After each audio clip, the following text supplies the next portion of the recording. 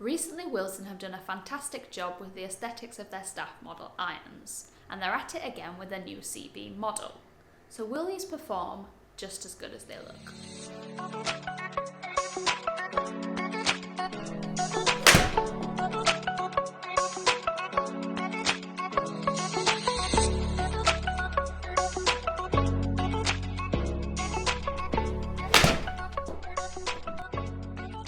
So I've got a 9 iron, a 7 iron, and a 5 iron in the Wilson staff model CBs here. We're going to go through and hit them all and take a look at not only how each individual club performs, but also what gapping there is throughout the set. Now I've got the True Temper Dynamic Gold S300 shafts in these. That's a 130g shaft and it is a stiff flex, so this could be interesting. Now these are designed to be very traditional clubs in terms of the lofts and also their look and styling. I would say they look very clean and simple, which is definitely something we see throughout the Wilson iron range, especially the staff models such as the blades and the driving irons. Now over the ball, the first thing that stands out to me is these are really shiny.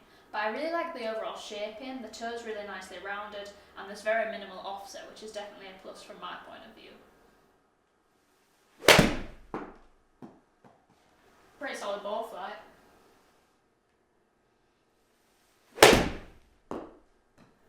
These feel really soft off the face.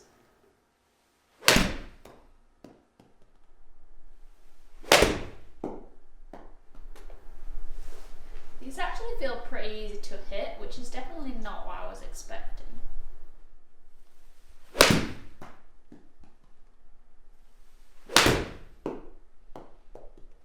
I really like the kind of soft, muted sound we've got here.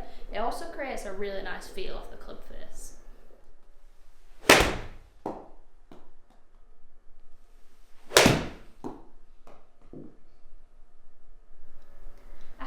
In terms of ball flight, it's been very consistent so far.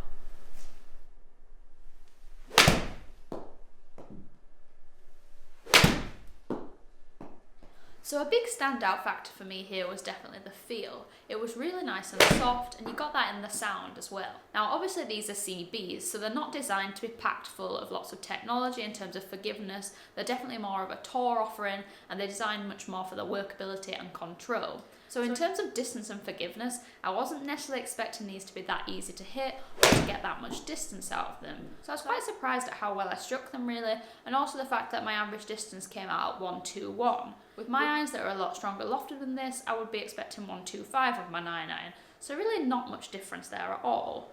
The dispersion was also fairly tight, and in these shorter irons there's not as much technology as we see in some of the longer clubs, so it was really good to see that. Right, let's move up the bag to the 7 iron now and see what the differences are. So when we move to the mid to the long irons, you can see there's a little bit of a visual change on the back of the club here in terms of a little bit of different paint. And that's just to highlight some different technology we've got in these clubs. So as we move up through the bag, tour players were quite insistent to Wilson that they didn't want to hit that overdraw shot, they wanted more control. So we've got some tungsten weight here in the toe to just kind of move that centre of gravity a bit nearer the centre of the club and give them more control and kind of reduce that left shot.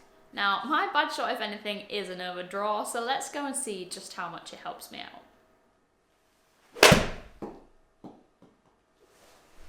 I had a really nice ball flight on that, just a small little draw.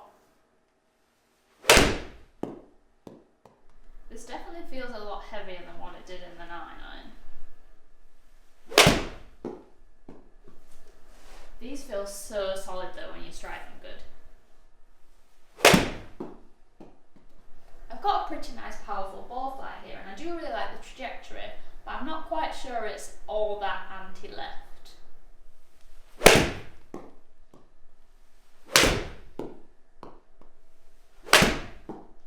Now in terms of distance, these averaged out at 142.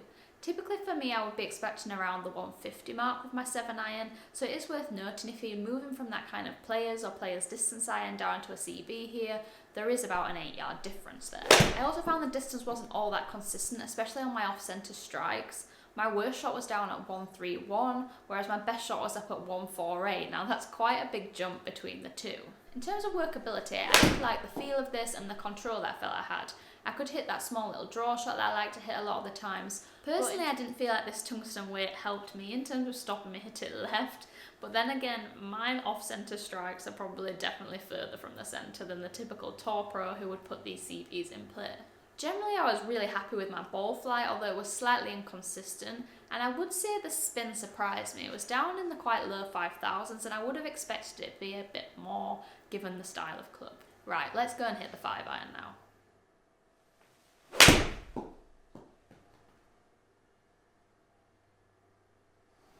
Well, that was definitely anti-lift.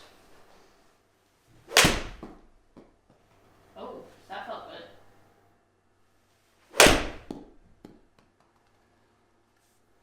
These are flying pretty low.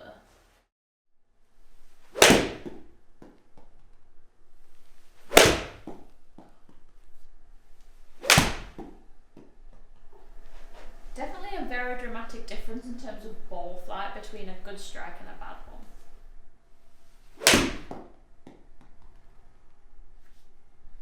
I mean, it'd be good into the wind, but I'm not sure how softly I'll be able to get these balls to land on the green, given the lower trajectory. Struck that so nice, but it went about 30 yards right.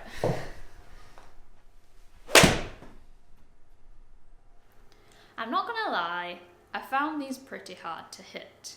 In terms of the 10 balls, I had one that I literally pure down the middle. It flew 168 and it had a really nice ball flight. And then all the rest of the shots were either here or here. Yeah, I just found it quite hard to control. I think it was a mixture of things. This shaft is about an inch longer than I would normally use, and it is 35 grams heavier as well. So a not easy base to start from. Obviously there's not that much forgiveness in the club head, but surprisingly my distance from front to back was actually quite consistent. It was just the dispersion really that I struggled with. In terms of distance, these averaged out at 162. My best shot did go up at 168, but for me I'd be looking to get my 5-iron over the 170 mark, so quite a big drop off in distance there. Aside from that, I was pretty happy with the spin, which was probably the nearest out of all three where I'd expect them to sit for this kind of club, and I really love the looks and the feel of this range, but I just don't think I strike it quite good enough to use these. I'm just going to keep playing that one good shot on repeat and forget about the other ones, because it was. Overall, Wilson have done a great job of creating a classic looking and feeling CB here, and it also has really great workability characteristics. But I just think if you're someone who's going to put these in play, you need a little bit more distance than I've got and to hit the middle of the club face a bit more. I think the D9s were probably a bit more up my street. Right, that's all for this week. If you're new to the channel, make sure you hit that subscribe button and turn on notifications too. And if you have any questions about the CBs or any of the Wilson range from 2021, feel free to put them in the comments below or drop me a line on Twitter or Instagram. As always, if you're after more golf content, head to the National Club Golfer social media channels for more.